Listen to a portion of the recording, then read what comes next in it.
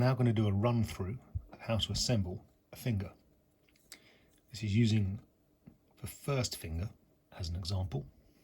This palm section, equivalent to this bone here. And in the V1 DexHand, the fingers are 3 different sizes. The middle finger is 105%, the first finger and the third or ring finger are 100%, and the little finger is 90%. And that just makes it a little bit prettier. Keeps the proportion closer to human. This palm section consists of 2 pieces. There's the main section known as the bulk, and there's a split section known as the split, which is done in order to facilitate the mounting of parts like these inserts. The whole thing then slides together and the finger can be assembled and attached. I use 2 kinds of tendon. This is the best tendon I found for running down fingers. So in fact, no. I use 2 kinds of dyneema. This is what I use for tendons, and a tendon is connected to a motor. So a tendon is going to move a lot relative to the structure. This contains 1/8 gore fibres, which is a kind of PTFE. It's very hard wearing. It's also quite stiff, which makes it easier to insert through holes. So this is my preferred line. 0.45mm diameter, 80-pound break strain. So far I've yet to break one of these. Very good stuff. Ligaments, on the other hand, connect bone to bone. So they don't normally have as much movement. This is just plain dyneema. It's a multi-strand, it's a kind of kite line.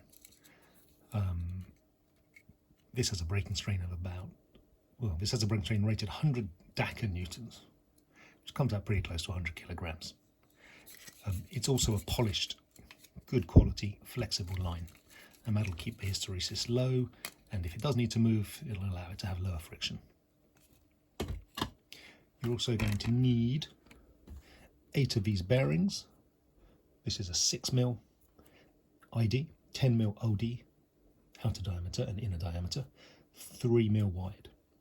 So this is a 6mm inner diameter, or ID, 10mm outer diameter, or OD, and it's 3mm thick. So that's normally known as a 6x10x3 bearing. You need 4 for the universal joint to the end of the knuckle, 1 for the tip.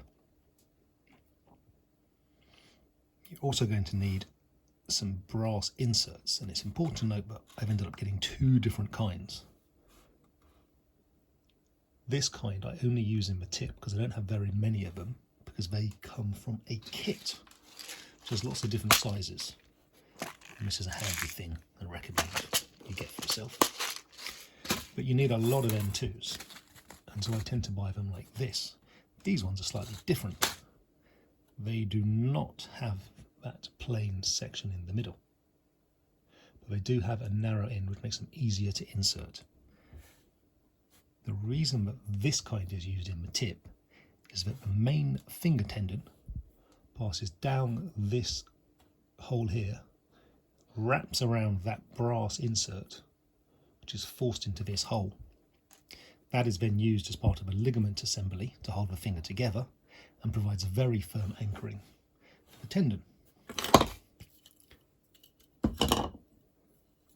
Because the tendon is looped inside the fingertip.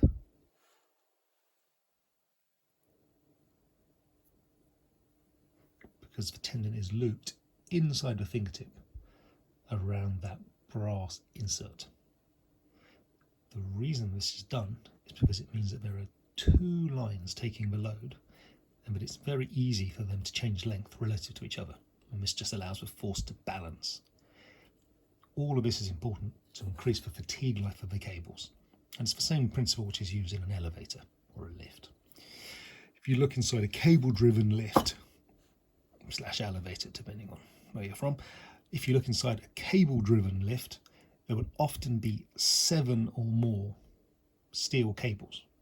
Each one is strong enough to take the entire weight of the lift, but by sharing the load, you massively increase the fatigue life and allow for redundancy and other safety factors. Now this of course doesn't quite have that, because if you break the line it'll just release, but it does have the fatigue advantages, and it provides very firm anchoring inside the tip. So we shall start by putting this together, because it's quite encouraging when you're done. First things first, make sure if you bought a print that all of the support is removed, or if you print your own, same thing. Always got to make sure first thing that your prints are fully cleaned out. In fact, here you can see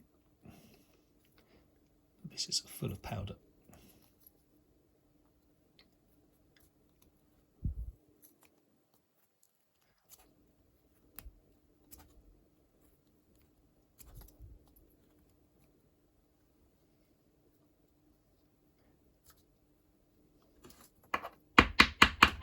And that's just because of the way that this particular print was made.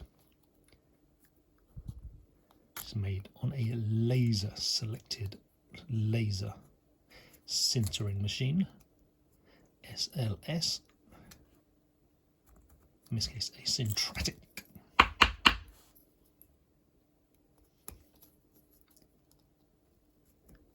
If you're printing on a fused deposition machine, extruder, and you will also have supports to remove, making me a bit of a pain, so make sure you get all of them out.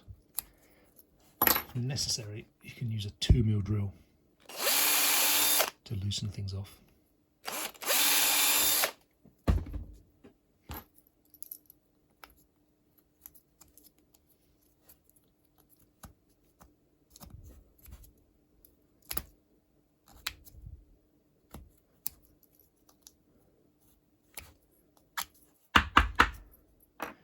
Same is true of the tip.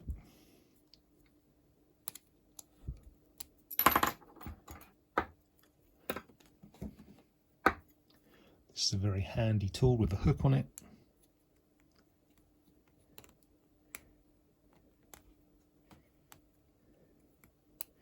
This in fact is a handy tool generally.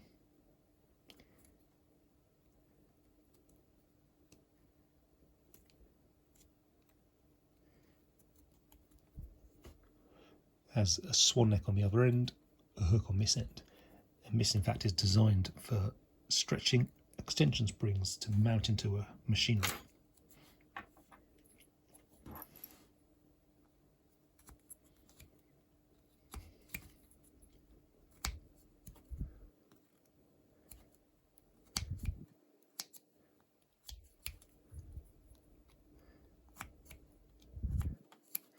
There's an important mechanism inside the end of the finger, because this finger only has 3 servos driving it, but it actually needs 5 tendons. Human finger has 1 extension, 2 at the knuckle, give or take, 1 flexion to here, 1 flexion to here rather, and 1 flexion to there. So it's 5 in total. 5, not sure that works. Anyway, the way that this finger is constructed is it has a loop of ligament in a figure 8, which holds together these 3 parts and connects the top of the tip to the bottom of the knuckle, and the top of the knuckle to the bottom of the tip. That means that when it flexes,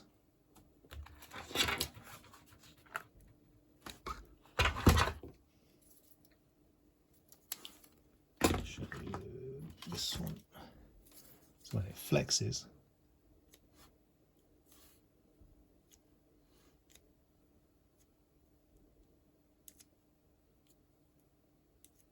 any movement of the last 2 joints will cause both parts to move. I'll show you how that's put together now. First, I'm just going to clear away the powder.